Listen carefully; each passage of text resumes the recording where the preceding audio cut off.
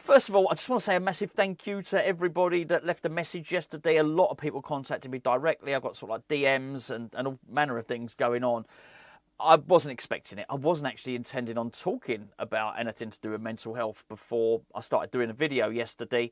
And I'm only going to talk about it for sort of 30 seconds now, just so as we can get on with the David Moyes trying to nick Joshua Zirkzee off of us. It's amazing. You don't know how much you want a striker until somebody else wants to try and get him too. But yesterday I mentioned the fact that I'd had my combined ADHD diagnosis, and I'd been informed that I also on the spectrum for autism. Both were, well, particularly the autism one was news to me, it has to be said. So I said I'm actually going to try and do a diary of this. I'm going to chart myself learning about it, trying to avoid your discovery, talk to other people about it, and do something on YouTube with it. I absolutely intend to do that, but I'm not set up and I'm not prepared or ready to do it.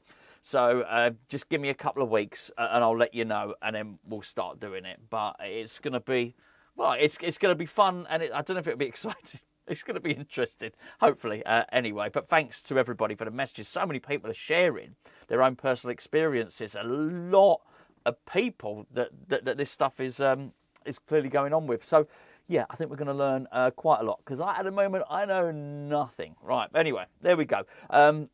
Keep your eyes peeled. Keep your eyes peeled on the channel, and I'll let you know. Right, Joshua Zirkzee. So, a Manchester United striker, 24 years of age. He's a big lad, and like everybody we seem to be linked with, he's a bit of a big fella, right? Now, sometimes when you hear a transfer rumour, I don't know about you, you've had like a radar for it. You think, well, it's either true or it's poppycock, as we've discussed numerous times previously. When I heard about Endrick, who of course is the Real Madrid, I guess he is a striker, isn't he? He came from Palmeiras, young Brazilian. When we were linked with him, I just instantly didn't believe it. I just thought, no, this ain't true. This is not true. I'm not having any of this. None of it. But when we were linked with Joshua Zirkzee, Man United striker, I thought, yeah, instantly I thought, okay, now that I can believe. Now, aside from the fact that one of them's at Real Madrid and one of them's at Manchester United, there's a lot of reasons to disbelieve the Endrick one. Firstly, I can't imagine him coming to West Ham. The profile of the player doesn't seem to fit. He's mates with Luis Guilherme and came through the same academy system at Palmeiras, which means you just imagine, as I mentioned before, that if he got on the phone to Luis Guilherme and said, was it like West Ham? Guilherme would say, don't bother, mate. Don't bother at all. So I think there's that. It just seems, quite unbelievable, and you would expect at some point Xabi Alonso would start using him. But neither of the two players are getting much game time. In fact, Endrick is getting far less than, of course, Zirkzee is getting. But I did find it a little bit more believable. I don't know how much of it is lazy reporting, but it doesn't seem to matter whether it is Alvaro Rodriguez, whether it is Pellegrino, or whether, of course, it is Zirkzee himself. Everybody we seem to be linked with seems to be 6'4" or above, right? A big striker. I don't know whether that is just that people have looked at the profile of Chris Wood and said, right, this is what Nuno's going to do. I do believe it. I do believe that is the case. And I certainly, out of all of them, thought Zirkzee, that's... I was going to say tapping. That's not the best thing to use to describe someone that hasn't scored this season. But I believe it. Now, the interesting thing is, as I mentioned at the start of the video, apparently Everton are interested. I believe that as well. Obviously we've seen Everton at close quarters because we played them. Obviously got a 1-1 draw against them this season. Moyes is there. David Moyes is in charge. We know a lot about him. But one thing we do know is he doesn't seem to have fully settled on whether he wants to use Barry as his striker or Beto. Obviously, Beto was there last season. You get the impression that Moyes ain't convinced yet. There's no surprise with that. As West Ham fans, he never quite got it right with a striker. And it could be argued that the two most successful strikers that David Moyes had at West Ham weren't even strikers at all. Both converted wingers, Marko Arnautovic and, of course, Mikel Antonio. But I can also very much believe that David Moyes would be ready to plunder Man United. He's done it loads of times. He loves a signing from Man United, but we've seen it at West Ham, right? He tried to get, funny enough, he tried to get Harry Maguire, who Gio's talking about today on a video. He did successfully get Jesse Lingard, tried to get McTominay. He loves it. He did it. He did it when he was at Everton the first time. I think when he got John O'Shea, definitely got Phil Neville. He loved Phil Neville. He loves a player that can't get into the first team at Old Trafford. So, yes, I absolutely believe that he'd be doing that. It was quite interesting, actually, reading some of the comments when I mentioned Zirkzee the other day. I think it's funny, you can't always gauge it right. So often when I do a video, I think, how's this going to play out? How are people going to respond? What are the comments going to be like? And I think sometimes you have a preconception. I thought, no one's going to want Zirkzee. But actually, there were quite a few of you lot saying, actually, I think, Gonzo, this guy could work for us. I think this might not be a bad signing. There were a lot of people say, don't bother, don't get me wrong, but I expected everybody to say, don't bother. Give him a swerve. No, a few people quite liked this striker. I can see why this one might be something that might appeal. And look, the truth of the matter is he going to get into the team ahead of Nicholas Füllkrug? And I have to say, I just think, yes, he would. The Füllkrug we have got is not the Füllkrug that we bought off Borussia Dortmund. Now, let me just make this absolutely clear. I don't think this is Füllkrug's fault. Not entirely, anyway. He's had 2 or 3 injuries, had 2 big injuries, and 3 managers. It's crazy, isn't it? Isn't it crazy?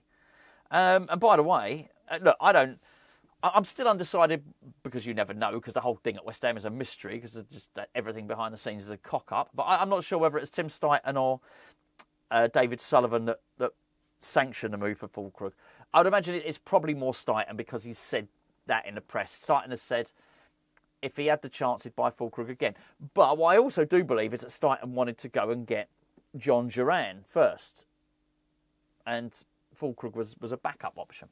What's happened to him, by the way? Anyone know what's happened to John Duran? I wanted to check, but I didn't even think about him before I started talking then. But Füllkrug is not 3 different managers, 2 big injuries, not the player that... it's just not worked out at West Ham. So realistically, have we got any evidence to suggest it's going to work out at West Ham? Well, no. Unless you consider pre-season to be evidence. I certainly don't. You'd have to assume or hope that he's going to hit the ground. It's not hit the ground running, is it? He's been on the ground for a long time. He hit the ground and fell down, basically. But you'd have to think that maybe between now and January, his form will pick up. I do think it will. I think it will pick up a little bit. But is it going to pick up to the extent, and this is the question, that Nuno Espírito Santo says, I don't need another striker now? I hope that doesn't happen, because, well, I think that's possibly what Graham Potter did. I think Graham Potter looked at the team and thought, you know what, I don't need a striker, don't worry about it. I'm not sure Nuno does that. There's too much on the line here. Both for Nuno himself, he doesn't want a relegation on his CV, and far too much riding on it for West Ham as well. We can't afford to be relegated for reasons that I won't bore you all with again, but I'm sure you can figure all that out for yourself. You know that, right? So I think whoever comes in is Füllkrug's replacement. Can I see it being Zirkzee? Yes, I can.